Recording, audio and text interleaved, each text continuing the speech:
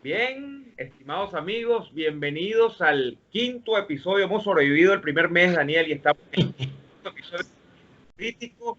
Les damos las gracias por seguirnos todos estos fines de semana. Estamos demostrando cada programa que la política definitivamente no descansa los fines de semana. De hecho, Daniel, no sé si va a coincidir conmigo, pero creo que sí, esto es lo que demuestra cada uno de estos episodios que hemos hecho, es que los fines de semana se generan mayores noticias que a veces que los días entre semana en el ámbito político. Este episodio número 5 lo hemos titulado El Cucutazo.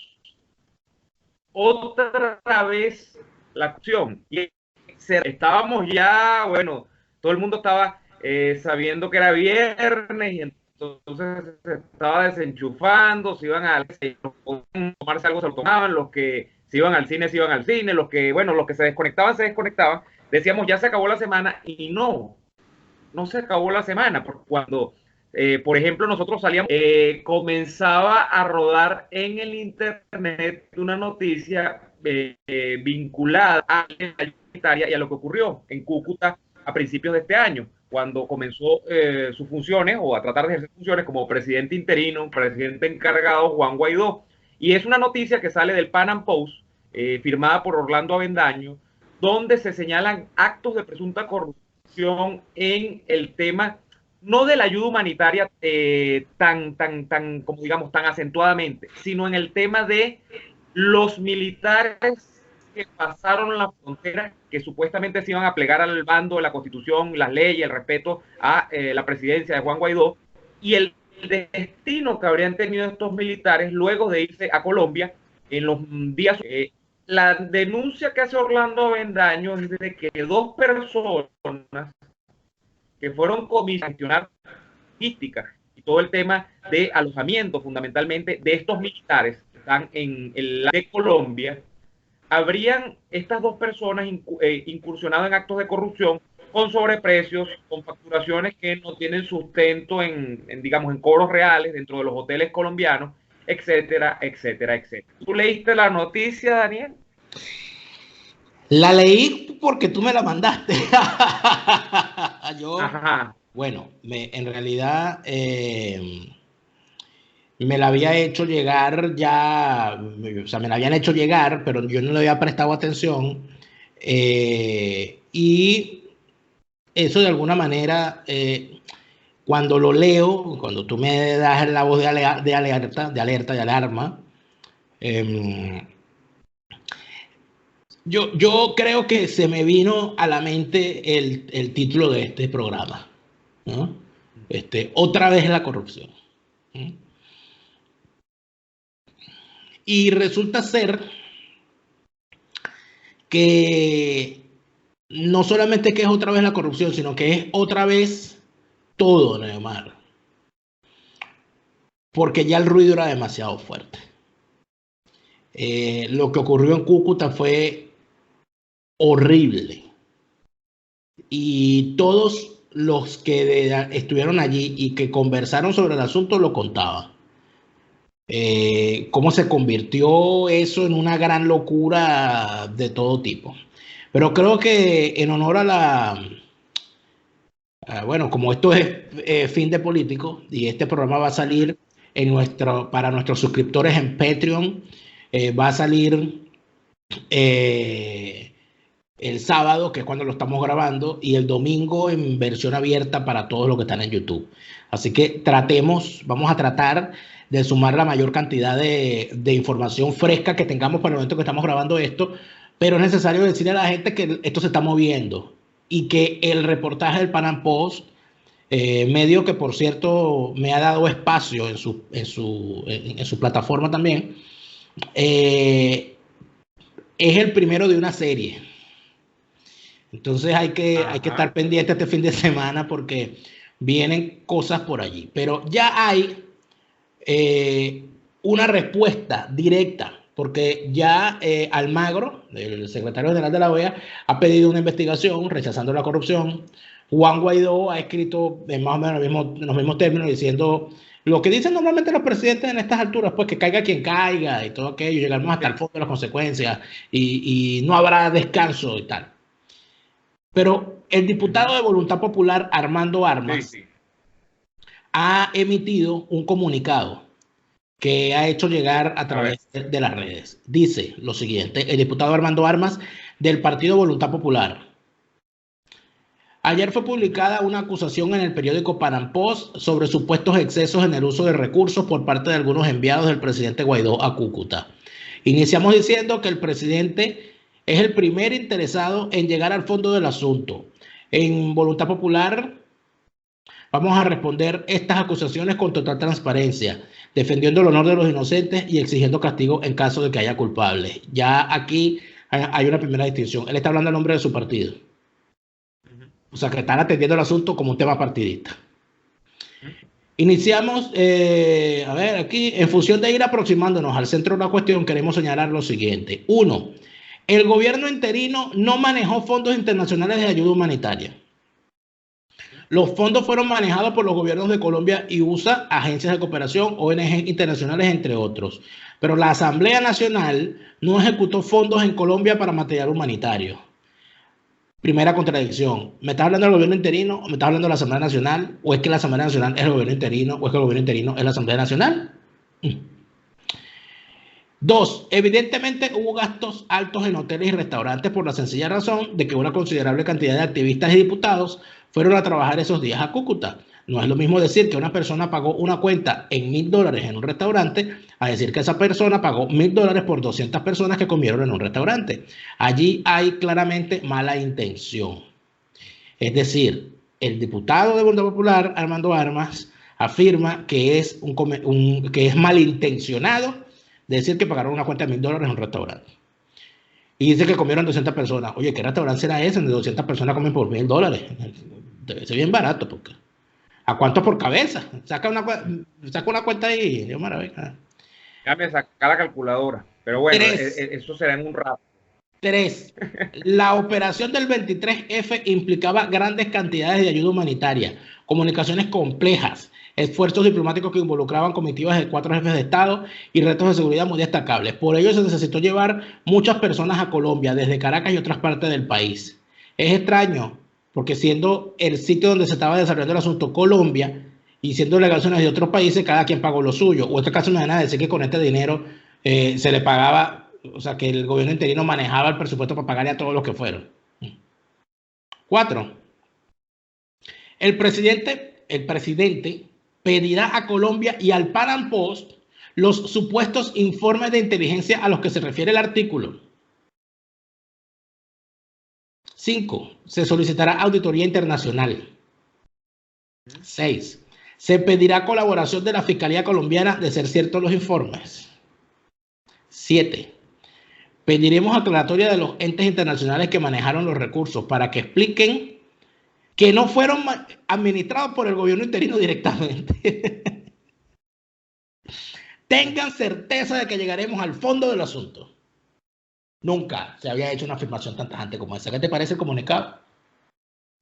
Bueno, hay una respuesta, ¿no? Y hay una respuesta de... Muy mala, en mi opinión. Del propio Guaidó. Sí, bueno, claro, por supuesto es reactiva, pero bueno, entonces el tema es una acusación, entonces reaccionamos a la acusación. Bien, el tema con Guaidó es el siguiente. Guaidó ha dicho, delegación en Colombia ha manejado con austeridad y limitaciones económicas la situación de militares en el país. Ante denuncias, pido al embajador Humberto Calderón Berti solicitar formalmente organismos de inteligencia colombiana la investigación necesaria porque, y entonces finaliza, transparencia ante todo. Bien, yo te voy a decir una cosa, lo que yo criticaría de entrada en este artículo es el título, ¿no? Porque, y lo que han querido satanizar del artículo en el sentido que vincula el título, porque dice, enviados de Guaidó se apropian de fondos para ayuda humanitaria en Colombia.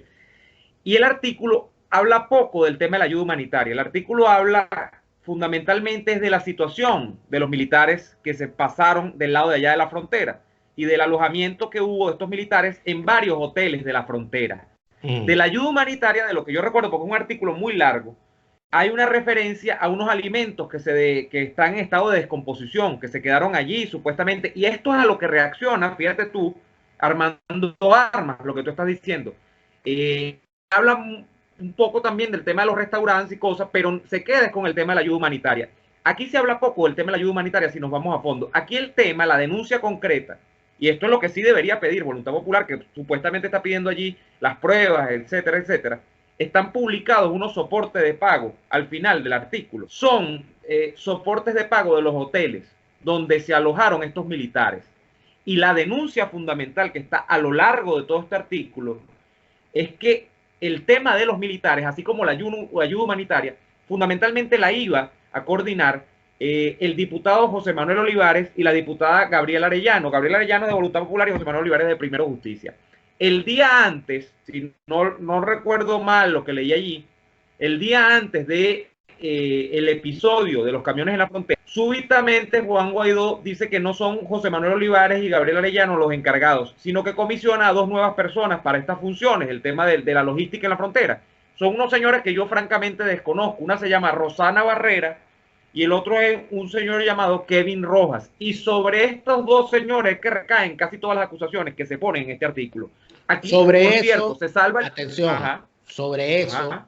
sobre lo que dicen todos los aludidos, es decir, el señor Rojas, la señora Barrera, el señor Olivares y la señora Gabriela Arellano, se tratará la ñapa de este programa. Para ver la ñapa, usted tiene que estar suscrito a mi cuenta en Patreon, que es el suscriptor de Patreon.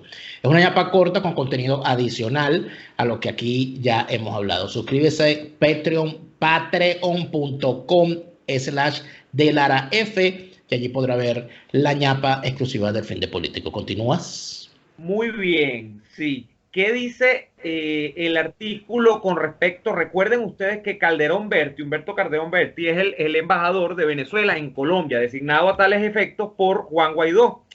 De Calderón Berti se dice que ha tenido un manejo transparente y que incluso ha puesto hasta de su plata, de su pecunio personal, para financiar el tema de la logística de venezolanos en la frontera. Yo lo creo. Y en parte el tema de yo eso lo creo. Yo eso lo creo de Calderón. Que uno de los episodios, por cierto, con Calderón que se narra, es que estos 2 personajes que acabo de nombrar, Rosana Barrera y Kevin Rojas, supuestamente habrían organizado una cena pro fondos para el tema de recaudación de financiamiento, del alojamiento, la logística, la comida, etcétera, de estos militares que aquí se dice que, por cierto, las cifras de militares fueron abultadas por estas 2 personas, que los militares que efectivamente se deslastraron de Nicolás Maduro fueron 700 y que las cifras que daban estas personas excedían creo que los 1.200, casi los 1.400, o sea que están duplicando la cifra y que la cifra está abultada y que la cifra oficial que tiene inteligencia de Colombia y todo lo demás es 700 hombres y mujeres. Se dice que se organizó una cena pro fondos donde se utilizó el nombre incluso de Calderón Berti para convocar a la gente a participar de esa cena pro fondos, que al final no sé si se hizo o no se hizo, pero lo que se dice es que la firma estaba forjada, o sea que no, y el documento era un documento falso. Al parecer el de la convocatoria por parte, al parecer no se hizo. Hay algunos problemas de comunicación. Le decimos a la gente que está viendo este programa que esta conversación es a través de Skype y por eso es que hay algunos brincos en la transmisión que no han o sea, que para que sepa que no es su conexión, es la nuestra de la comunicación entre Neomar y yo. Ajá. Le vamos a poner, Daniel, le vamos a poner arriba en la esquina, falla de origen, como hacía la televisión antes, ¿te acuerdas? Falla de origen, porque la gente empezaba a darle golpe al televisor. No, lo que hay que poner es el mensaje de nuestro patrocinante, CanTV, Comunicación Cerrada. Un loguito de CanTV. No, bueno, nada, para cerrar la idea, Daniel. El artículo fundamentalmente apunta a que unos señores que estaban comisionados para pagar la logística de la estadía de estos militares en Cúcuta, en varios hoteles de Cúcuta, los hoteles de Cúcuta se distribuyeron el pago de los mismos entre gobierno colombiano, ACNUR, que es Organización de Naciones Unidas, y gobierno interino de Juan Guaidó, que hay unos que le tocaba a cada uno de estos 3 grupos. Estos señores agarraron y dijeron que estaban pagando unos hoteles que al final los estaba pagando ACNUR, que se dice que hay sobreprecios en los recursos que se están pidiendo, porque los respaldos de pago no corresponden con la cantidad de los montos que estaban solicitando desde allá. Son varios miles de dólares los que se dice que se extraviaron por el tema de manejos irregulares de dinero, que en este caso sería dinero público, porque es dinero del gobierno. que no ha cuajado, es el gobierno de transición de Juan Guaidó. Eso es lo que está en este artículo. Más allá de decir que Guaidó es ladrón, más allá de decir que Calderón Berti es ladrón, que no se dice en el artículo, se dice todo lo contrario, y más allá de decir que esto es un robo, lo que se hizo como completo en la frontera. Se está señalando a dos personas, Pero, por supuesto, hay que decir lo siguiente, ¿no? La acción de los aparatos de comunicaciones, y más que de comunicaciones, de propaganda, yo nunca les pierdo la vista, porque por allí se orientan muchas cosas. Durante mucho tiempo, varios trabajadores de la prensa, entre los cuales tengo que incluirme, y tengo que incluir también a Neomar Hernández, hemos hecho señalamientos con respecto al rumbo, a veces equivocado en nuestro criterio, de ciertas cosas. En cuanto a nombramientos, en cuanto a decisiones, en cuanto a visiones y en cuanto a acciones para alcanzar los objetivos. Y lo que se ha obtenido como respuesta frente a eso son descalificaciones. Bueno, se han montado unas ollas terribles donde hemos visto personas particularmente afectadas, se han metido con la familia de Nito Pérez Osuna, se han metido con la propia gente de Panampós, a los cuales se les ha dicho de tripas azules y barrigas verdes, con cualquier periodista que medio levante la cabeza para hacer algún señalamiento con respecto a los manejos de los temas. Bueno, lo que se levanta es, bueno, todo lo que ya sabemos. Es interesante lo que el jefe del aparato de propaganda del régimen saca en su cuenta. Jorge Rodríguez dice en su cuenta personal de Twitter, difundiendo el artículo de Panampós, dice: el 23 de marzo denunciamos gigantesca trama de corrupción de Guaidó con dinero enviado a Cúcuta para reclutar sicarios. Aparecen en el celular de Marrero relación de Guaidó ladrón con Rosana de Cúcuta y las cuentas en las que se depositaba a Rosana centenas de miles de dólares. Esto da cuenta de dos cosas. Número uno, del interés obvio de pescar en el río revuelto, porque cuando tú armas un laboratorio y armas una olla, normalmente eso siempre tiene patas cortas. Porque si tú dices, mira, van a hacer tal cosa y esa tal cosa no ocurre, ya se cayó la olla. Entonces, a una acusación que hace un medio independiente, que también ha hablado de corrupción del régimen, por cierto. Bastante, ¿no? A una información sobre la corrupción del régimen, o mejor dicho, de la presunta corrupción en el gobierno interino. Este señor trata de empatarlo con la olla que él montó diciendo que estaban buscando unos sicarios. Que no tiene nada que ver una cosa con la otra. No tiene que ver una cosa con otra. Y yo le voy a decir una cosa al señor Jorge Rodríguez y a cualquier otro. Yo no creo que sea coherente decir que esta oposición está buscando para pagar unos sicarios. O sea, eso no voy a entrar a valorar. Lo que estoy diciendo es que no es coherente. Las posiciones públicas y privadas que mantiene el liderazgo opositor no concuerda con eso de estar buscando sicarios. Eso concordaría contigo, Jorge Rodríguez, que eres un delincuente de pedigrí, por cierto, desde tu más tierna edad, de nacimiento, lo llevas en la sangre. Pero es otro tema. Aquí el planteamiento es el siguiente. A este tipo de cosas, desde mi punto de vista, Neomar, y aquí vamos con el tema de lo que es la corrupción. ¿Cómo se responde a un tema de una acusación por corrupción hecha por un medio de comunicación? Primer error, atacar al medio. No lo haga. La recomendación para no ataque al medio. Punto número uno. Punto número dos, revise todo lo que en el medio se dice. Contraste con lo que se ha hecho. Y trate de llegar, siendo usted responsable político, de llegar al punto de lo que se está indicando allí. Y en tercer lugar, cuando vaya a comunicarse con la gente, con su electorado, con sus dirigidos sobre el asunto, hágalo poniéndose en los zapatos del ciudadano, no de los señalados. Porque los que están en política siempre van a ser sospechosos de corrupción en el país del mundo en el que estén. Por lo tanto, eso de decir, pobrecito el compañero que lo están difamando, eso no le queda bien. En los zapatos que usted se tiene que poner como dirigente, en los zapatos del ciudadano que dicen, allí están estos ladrones. Oye, ¿cómo es posible que se haya perdido una comida en un galpón y la gente muriéndose de hambre aquí en el país? ¿Cómo es posible? Mira esos reales. En tal sentido, lo que se debería decir, mire, nosotros estamos verdaderamente conmocionados por esta información. Consideramos que todos los esfuerzos que hemos hecho para que cese la usurpación, para que haya gobierno de transición y elecciones libres, no merecen que se esté diciendo que los manejos han sido turbios y por tal razón nosotros vamos a con completa transparencia investigar qué es lo que aquí ocurre. Punto. Eso de salir a decir, bueno, que nos den las pruebas, es que no. O sea, no lo veo, pues. O sea, entonces volvemos a lo mismo, siempre el mismo cuentico, y siempre los métodos son los mismos que si es que es el sistema, Neymar, tantas veces que lo hemos hablado. Es el sistema. Y lo dice el propio artículo. Pero es que, mira, yo ayer veía el artículo y entonces veía las reacciones en Twitter. Y entonces hay gente que te dice, bueno, pero es que eso no hay pruebas. Y me escribían a mí, por ejemplo, que yo no soy autor ni tengo nada que ver con el medio, ¿no? Pero es un medio que leo con relativa frecuencia. Y yo le digo, caramba, pero ahí están adjuntados unos respaldos de pago y están una factura. ¿Qué más pruebas quiere? No, pero es que eso puede ser hecho en Photoshop. Bueno, entonces, ¿qué quieres que te diga? Pues, o sea, por Dios.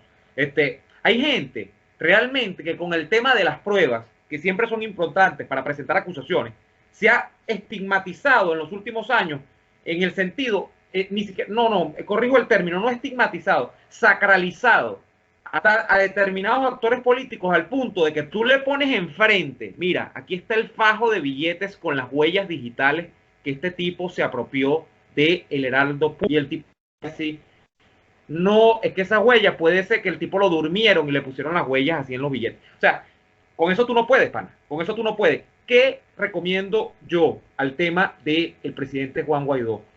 Es muy sencillo. O sea, mira, usted agarra, remueve estos dos personajes, independientemente si estén o no estén en actos de culpabilidad en este sentido. Los remueves y los investigas. Si en esa investigación se determina que todo esto es pura paja, bueno, Orlando Avendaño es un hablador de paja y las pruebas que están allí son hechas con Photoshop, son pruebas montadas, usted les reincorpora y además les hace un acto de desagravio público y dice, Orlando Avendaño, usted es un mentiroso, estos señores van a ser ratificados en funciones y bueno, y que la gente juzgue a quien tenga que juzgar.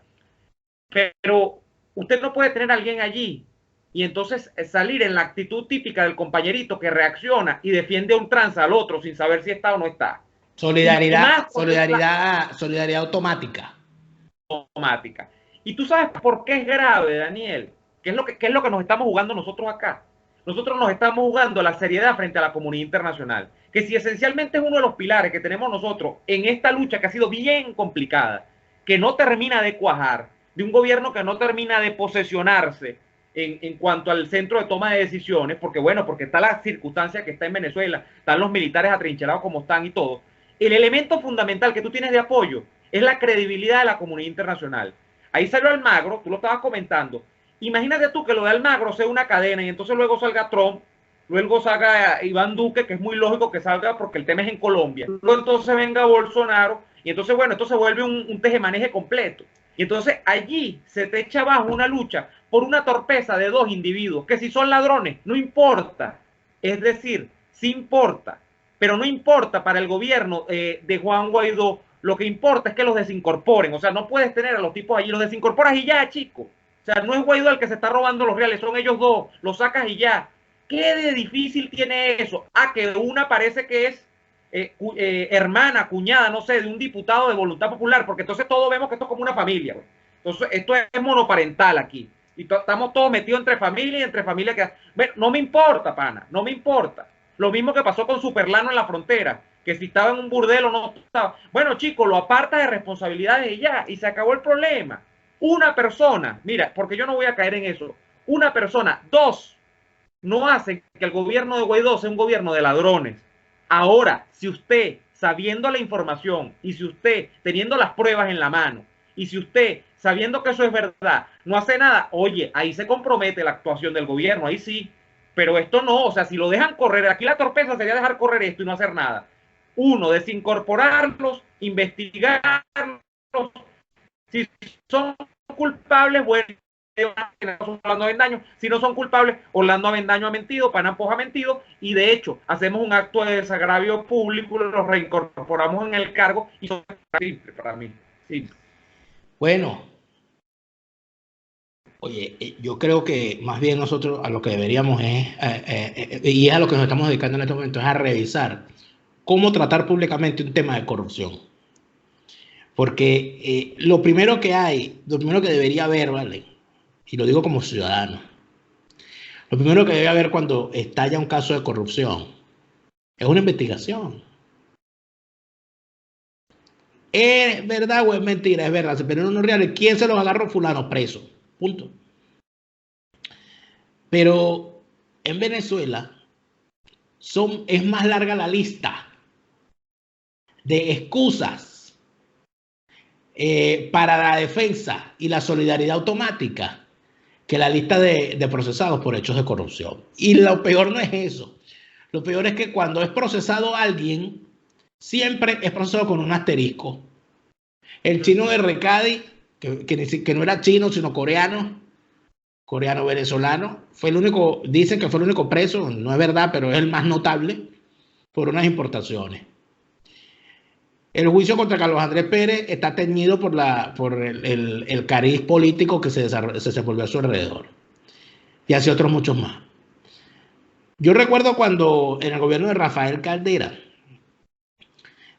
a raíz de las quiebras bancarias, ocurrió una situación con el Banco Andino. El Banco Andino se vio metido en graves problemas y Fogade hizo una intervención a puertas abiertas, salvó al banco, no hubo escándalo, no hubo nadie preso, Fogades asumió el banco y todo aquello. ¿Qué era lo particular? Que el dueño del Banco Andino era un señor llamado Bernardo Celis. Y Bernardo Celis era senador de Convergencia al partido de gobierno. Cuando se arma el escándalo, se dice, bueno, pero este señor Bernardo Celis, ¿cómo es posible? Y hubo una frase de Juan José Caldera, al cual yo le tengo mucho respeto. Pero el señor Juan José Caldera dijo, bueno, frente a las acusaciones contra Bernardo Celis, quiero que sepa que nosotros no vamos a echar al pajón a un compañero. Ah, bueno, el problema. ¿Qué ocurre? El problema. Es el problema. ¿Qué ocurre? Esto apunta en torno al tema de la sociedad de cómplices, Daniel, de la sociedad de cómplices. Porque la sociedad de cómplices, de hecho, no comienza y termina en la élite política. La sociedad de cómplices, como su nombre lo indica, trasciende las élites políticas y permea hacia la sociedad como un todo. Y ahí está, bueno, aquel famoso adagio de la cultura política venezolana, no me dé, póngame donde hay, y ellos hacen, pero roban, y todo lo que nosotros hablamos en la primera parte del tema corrupción en Venezuela. Yo creo que hablé, Daniel, de tres tipos de corrupción, desde el punto de vista teórico, que ese video quiero refrescarlo, porque aquí es donde está el problema. Hay teóricos que dicen que hay tres tipos de corrupción: corrupción blanca, corrupción gris y corrupción negra. La corrupción blanca esencialmente es una corrupción que las élites políticas y la sociedad como un todo avalan. Dicen, no, bueno, es que eso es una tonterita, eso es un presupuesto inflado, y eso en realidad no tiene mayores consecuencias. Eso es una ñinguita, pues como decía Rosales, es una burusa. Corrupción gris, ¿qué ocurre? Que determinadas capas de la sociedad política y determinadas capas de la dirigencia política, de la élite política, dicen, mira, sí, pero se comió la luz. O sea, creo que se pasó. Mientras que hay otros que tratan de encubrirlo. Y la corrupción negra es esa que es malísima, que es la que dice la sociedad, mira, la rechazo absolutamente, qué despropósito, qué desastre. Lamentablemente creo que poco en nuestra historia contemporánea en Venezuela han sido vistos como corrupción. La mayoría son como corrupción blanca y una gran parte también como corrupción gris. Que hay gente que la rechaza y otra gente que no, porque es una pendejada, ¿no? Que va a estar tú pendiente de eso. Pero que fíjate. Entonces, todo tiene que ser visto, Daniel, como corrupción negra. Todo, todo, todo. Debería ser así en las sociedades. En Venezuela una vez fue así. Cuando la democracia empezó, el tema de la corrupción de Pérez Jiménez había sido tan terrible. Hay un caso en un libro que yo recomiendo mucho, no está por allí en físico, se puede comprar. Yo lo tengo en digital disponible para mis patreoneros, que es el Diccionario de la Corrupción en Venezuela. En ese libro se habla del caso de un telegrafista que se robó el dinero de la caja chica de la estación de telégrafo y al señor lo metieron preso y lo obligaron a devolver los reales y todo aquello. Pero vamos a casos más recientes. Vamos a casos más recientes.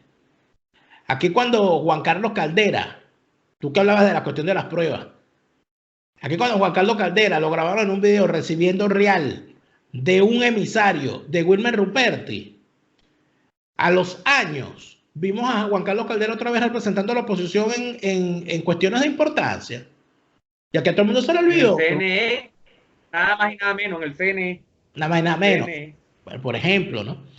Y las acusaciones con respecto al caso de Brecht, que las ha hecho la Fiscalía Chavista, la Fiscalía Chavista originaria, el Tribunal Supremo de Justicia, el Tribunal Supremo de Justicia en el exilio, la Fiscalía Brasileña, todo el mundo, con respecto a Capriles, y Capriles muti por el foro. Dice que no tiene por qué hablar de que él ya respondió. Entonces, de verdad sí hay un silencio, cuando ya tenemos que irnos despidiendo, sí hay un silencio y hay un tema con esto de la corrupción. Ahora, ¿a dónde creo yo que esto va a terminar, Neymar? Yo creo, por la reacción que estoy viendo, mi experiencia viendo, porque a mí me interesan mucho los casos de corrupción, siempre los he investigado, sobre todo para ver qué dice cada uno. Mira, y yo quiero dar una mala noticia. Yo siento que la reacción que de buenas a primeras han tenido voceros del gobierno interino y del partido de gobierno, porque están actuando como partido de gobierno, que es Voluntad Popular, me da a entender que lo que ha salido es apenas la punta del iceberg.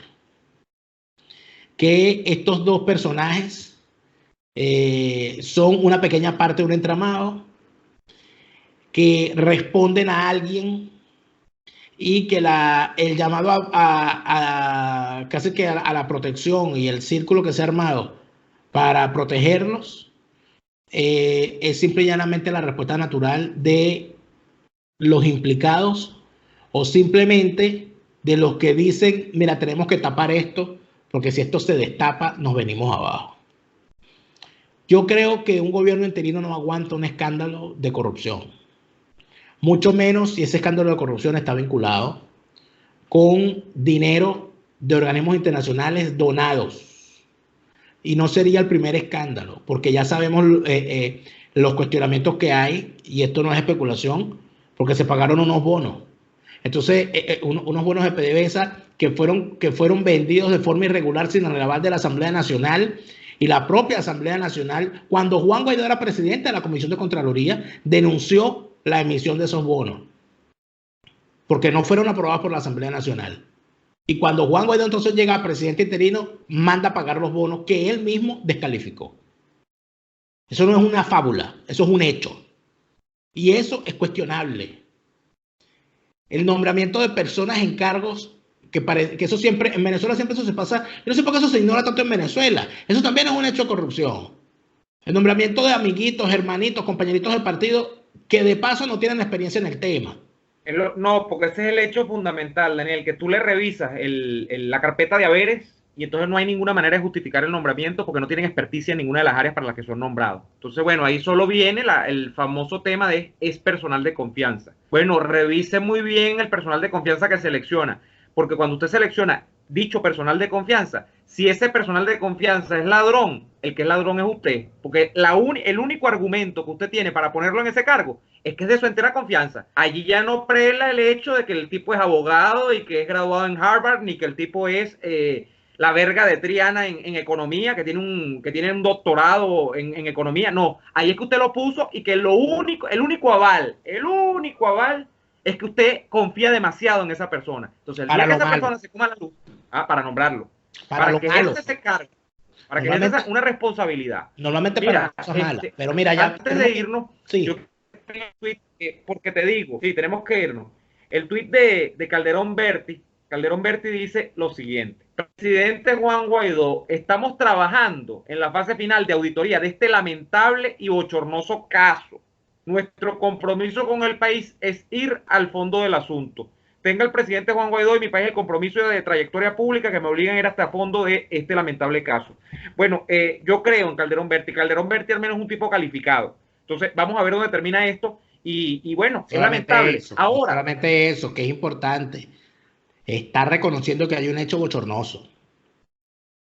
Hay un hecho, hay algo, ocurrió algo allí. Y ese lamentable y bochornoso. El lamentable y bochornoso caso. Ocurrió algo. Y lo que queda es, en efecto, hacer la investigación del asunto. Ahora, yo te digo una cosa, sinceramente.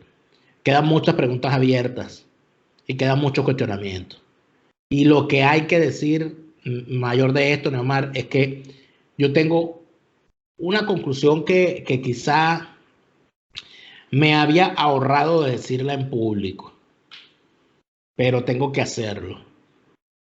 A mí me decía Alec Boyd que el gobierno interino a él se le parece a un carmonazo en cámara lenta. Y yo creo que es peor. Yo creo que este gobierno interino, por donde va, se parece mucho al carro bomba en el CCCT del 93. Empeorado y ampliado.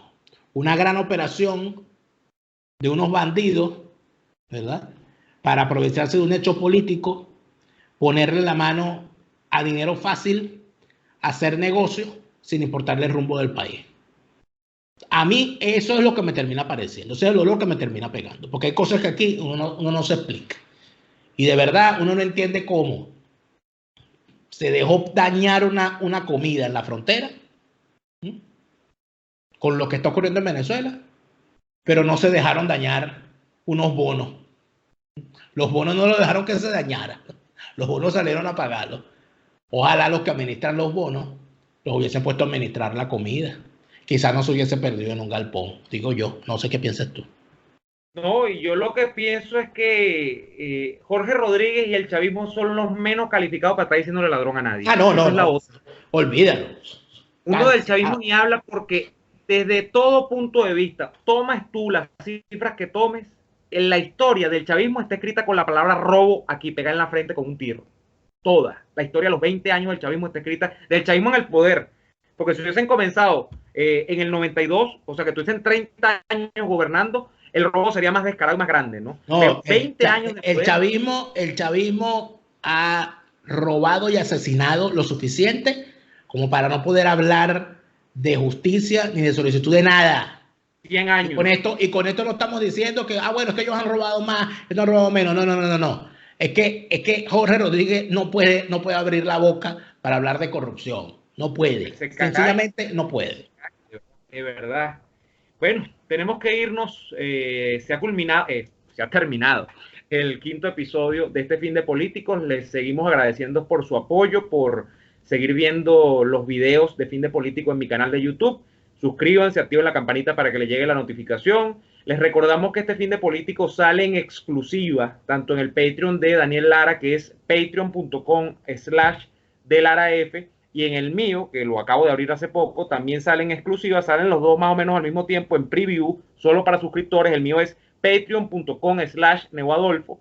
Ustedes pueden suscribirse allí por un monto muy bajo, muy mínimo, nos apoyan y además ven en exclusiva el contenido antes que todas las demás personas en YouTube, pero este video también lo van a ver ustedes eventualmente en YouTube en la versión abierta.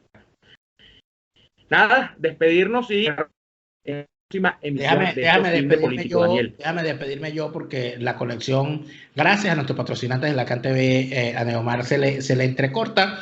Gracias por habernos acompañado. Nos vemos en la ñapa para los suscriptores a mi Patreon, exclusivamente en mi patreon.com/delaraf, la ñapa, sobre las respuestas que dan los implicados en el bochornoso caso, como dice el embajador Calderón Berti. Ha sido todo por este Fin de Político. Nos vemos la semana que viene.